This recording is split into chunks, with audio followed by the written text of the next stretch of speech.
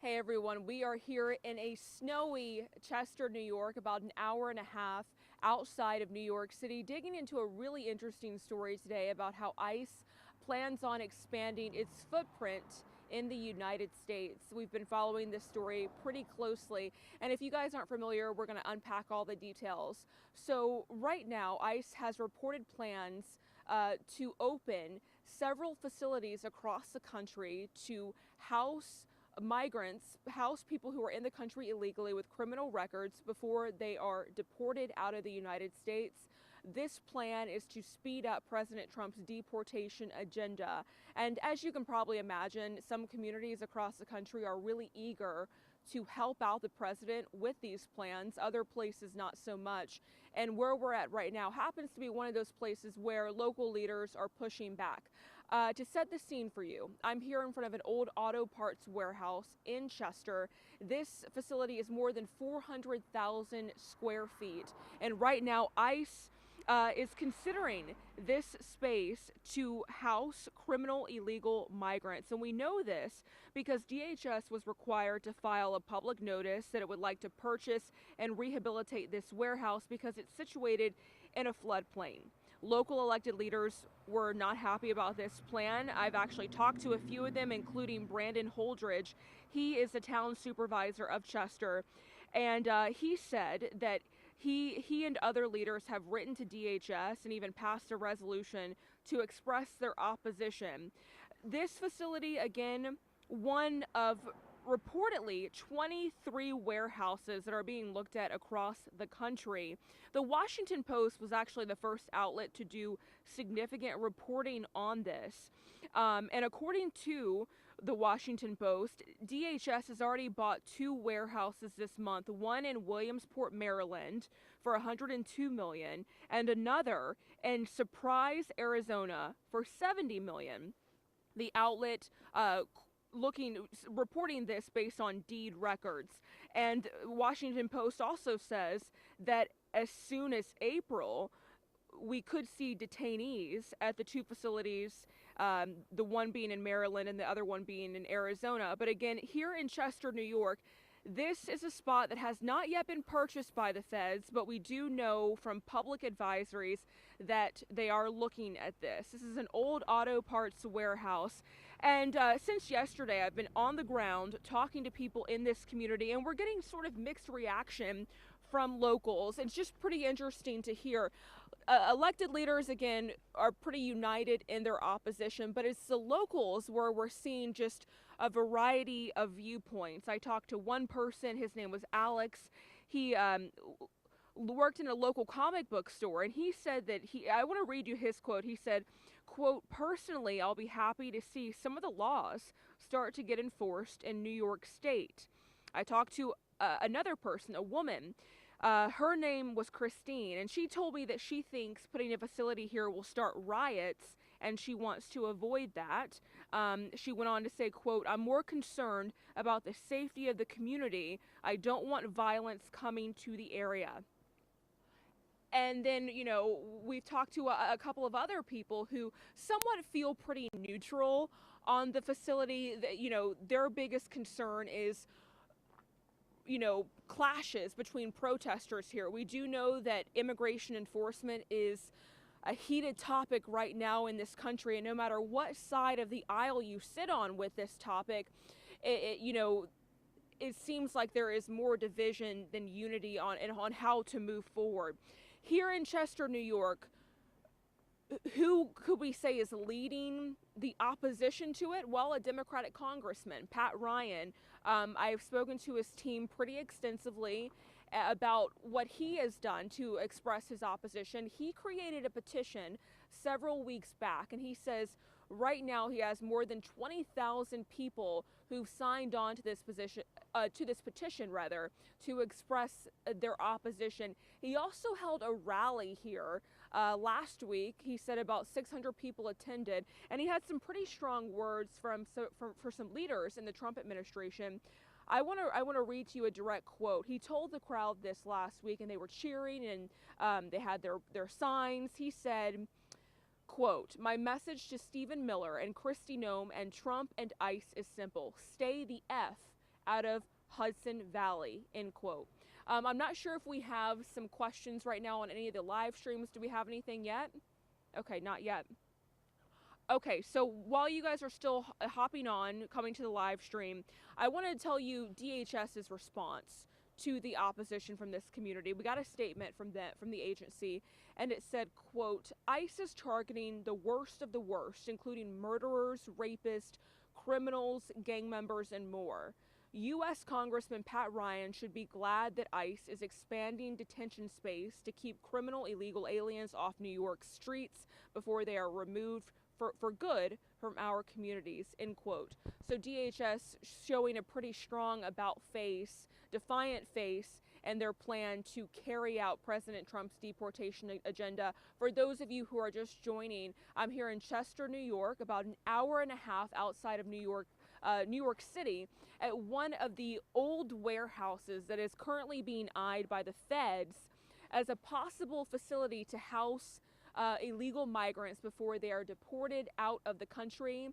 This is one of 23 old warehouses across the country that's being considered by the feds, and the Washington Post reports that at least 2 locations have since been purchased and will move forward this spring with housing detainees. The Washington Post has done really the most extensive reporting on this thus far, and says that some of these facilities will house anywhere from 1,500 up to 10,000 detainees at a time. Let's walk this way and see if we can get a little bit closer. So again, this is old, it's not in use anymore, but an old auto parts warehouse. It's an old Pep Boys facility. You can see the Pep Boys, the logo right there at the front that has since been taken down. It's just a shell of itself at this point. And the reporting that we've done and the experts I've talked to have told me that a lot of rehabilitation and renovations will have to be done to some of these warehouse spaces to get them up and ready to house detainees. But certainly it's work that can be done. And again, as you guys can imagine, some communities are pushing back hard against this, trying to pass local laws to fight against the feds from coming in and opening up these detention centers. But some law experts I've spoken with tell me generally courts rule in favor of the feds and rule against any local ordinances, especially if they're seen as a hindrance to the federal government carrying out its official duties. So here in Chester, New York, covering this story pretty closely, and it's just interesting for me as a journalist to see, how you might have an elected leader of a community really have strong opposition to something, but then when you talk to locals on the ground, you get more of a variety of viewpoints. For example, the elected Democrats in this area are really strongly against this proposal of putting an ICE facility here in the community, but I did talk to some local residents who say they would be in support of it. They are in support of President Trump's deportation agenda.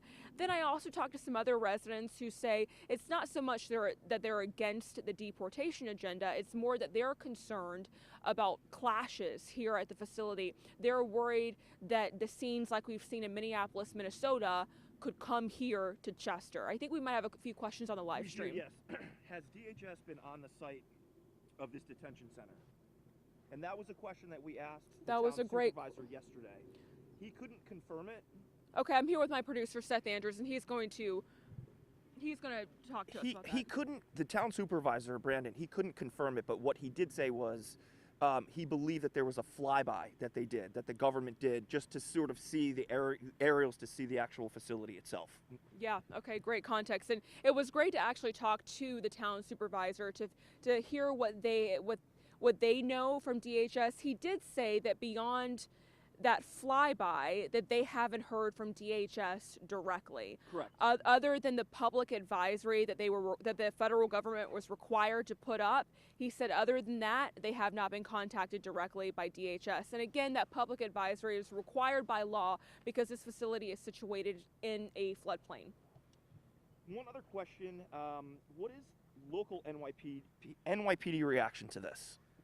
So we are outside of New York City, about an hour and a half. So the NYPD has no jurisdiction over this area. It would be local police who would be, responsible for responding to anything that happens in and around this facility, should an ICE facility, indeed be erected and put in this space.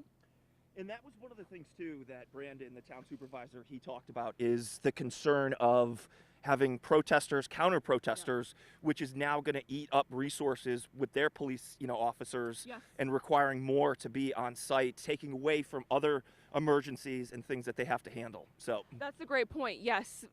Thank you for bringing that up. The local leaders say they're very worried about the chance of having, as Seth mentioned, protest here, worried about how having to have police response will take away from other efforts that are needed inside the Chester community. Do we have any more questions on the live stream? We do. Has there been any confirmation of this warehouse has running water and sanitation / proper living conditions? So the most I have seen to give us some indication about the inside of the facility is reporting from the Washington Post, who spoke with an individual who you'd have to go look at that exact reporting, but they interviewed an individual who talked about how during the summer months it can get very hot inside the facility. So that's the extent that I've seen in terms of how the conditions may be inside. But, I've talked to some experts, and they say if indeed ICE wants to create a facility here, there will have to be significant renovations done to the inside. And those, CB, we touched on this the other day. Some of the concerns that, other big cities have had just outside of, Dallas, Fort Worth, and then Kansas City, the question has come up, is there going to be a strain on the system when it comes specifically to sewage and water, with having so many people? I mean, this facility alone, as you had pointed out, there could be upwards of 9,000 to 10,000 people that could be housed here. So that would put a very, very big strain on the infrastructure just in general. Yeah, some of the facilities will hold anywhere from 1,500, 1,500 to 10,000 detainees. So that's a pretty wide range, but even if it's on the low end, it could cause a strain on some of the systems if the infrastructures are not in place in specific communities, wherever they're going to be placed at. And again, for those of you guys who may just be joining the live stream, we're here in Chester, New York, about an hour and a half outside of New York City, at one of the old warehouses currently being eyed by the federal government to create a detention space for illegal migrants with criminal records before they are deported out of the country. The goal with this being to ramp up deportations and speed up President Trump's immigration agenda. We know that there has been, we've learned that there's internally been some discussion about wanting to ramp things up with his deportation agenda. CB, one thing that I thought was interesting when we were talking with local residents yesterday, and as you recall, the majority of them, they were all like, we're over this. We are over talking about this. This is a very small town, very quaint, like you said, hour and a half outside of New York City. And this is it comes as a shock to people, I think, in this local community. And they're just sort of, as they said, they're over it. They are over it. Definitely. No matter what side of the aisle they sat on, there was a collective sense of exhaustion. I think it's been the talk of the community for several months now. And definitely many of them, just want whatever plan to happen to go ahead and happen so they can figure out how to move forward. And I think there's going to be a lot more to come and to watch with this story. We did try to interview the Assistant Secretary of DHS, Tricia McLaughlin, but as you can imagine, she has a very busy schedule, so we weren't able to make that work. But we did get that statement from her, and DHS is pretty defiant in its stance. They feel that local residents and local community members should be happy that people with criminal records who are in the country illegally are being taken off of the streets and sent out of the country. They also said Congressman Pat Ryan should be happy that this is being done. The agency would not comment specifically on any plans that it has for this facility, but in other statements that I've seen from the agency, DHS has said it should be no surprise that it's trying to expand its detention space. And I would also point out, too, just for those that are joining, I mean, you brought it up before. I mean, Congressman Pat Ryan, he was very animated, very vocal about all of this. If you want to just, recap for the viewers as to what he said. Oh in yeah. one of his town halls. He's been very, very animated, very passionate against this. When he created the petition to express opposition to DHS, he called it un-American and against everything that the country stands for. And then he rallied people last week. He said about 600 people showed up, which is a pretty big number for this community. It's a small town.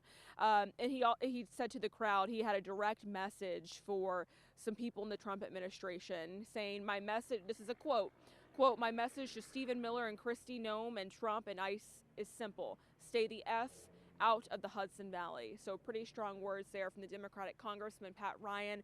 We also tried to speak with him. He was very busy, very tied up with votes yesterday on Capitol Hill, so we weren't able to make that happen. But his team has been very forthcoming with context about what we're working on, answering all of our questions, and being very transparent with how the congressman feels. He's very against it, but we're here on the ground talking to residents. Some who feel differently. They're supportive of it. Others are also against it. Some are just over the conversation. And then others have more of a neutral tone where they're just worried about the potential for scenes of violent clashes to take place here at the facility, sort of like what we've seen in Minneapolis, Minnesota. Yeah, that the takeaway for me, when we talked to 6, 8, 10 Oh, yeah. people yesterday. And I think the biggest concern that people are having are the protests that that could potentially happen. And it's not just protesting for, it's protesting for and against. So, and that's a real thing. I mean, and we're seeing that in different states, different cities, like we talked about, just outside of, Dallas, Fort Worth, and Hutchinson, Texas, Oklahoma City, Kansas City. I mean, they are all expressing the same concerns, is that they don't want to see these protesters coming in. And we talked with one woman yesterday who was concerned about riots, that there could potentially be riots in this small, quaint little, town, like you said, hour and a half outside of New York City. And I think I appreciate that you rattled off sort of a list of places that are being eyed for some of these warehouses.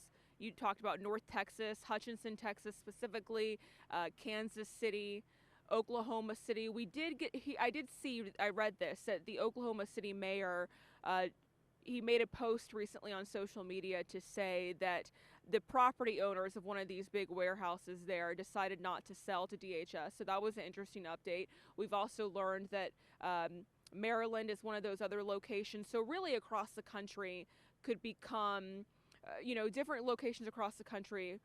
People are holding their breath to see whether ICE facilities will indeed be erected in their community and brought to these sorts of warehouses. Yeah, we're boots on the ground here, and I have to tell you, it really, what you see, and Frank, if you can just sort of pan over and show the facility, it really doesn't do any justice to what we see right now. I mean, Frank, our photojournalist, he fired up his drone yesterday, and we got some really great aerials, but I have to tell you, some of the other proposed sites in different cities, they're even bigger than what we're seeing here right now, boots on the ground in Chester, New York. So this is a real thing. It's potentially happening.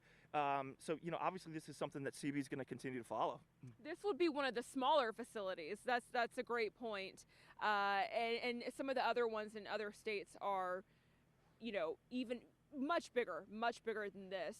From our vantage point on the ground, you can't see the complete size of this one. It is pretty big, but the ones I've been seeing in visuals from other states are, really make this one look sort of small. So we're going to continue to stay here on the ground, dig up what we can, try to find out more about how community members here feel and how local elected leaders are trying to fight back. Legal experts I've been talking to have told me that typically courts will side with the federal government on these sorts of things and rule against any local ordinances that may be seen as trying to impede or interfere with federal duties. So how successful will local communities be in fighting back? Not very clear, and legal experts tend to think that they won't be very successful. Of course, there's a lot more to watch with this story. We're going to continue to follow it.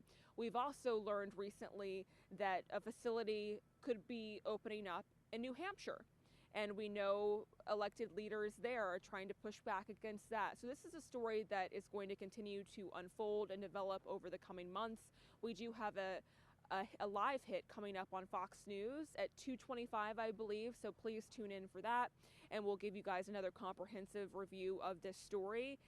I would say in the meantime, continue to watch this space and follow this story, because there's a lot more to come with President Trump's immigration agenda this year. I think we'll wrap it up for there. Thanks you guys for hopping on the live stream and watching. We really appreciate it.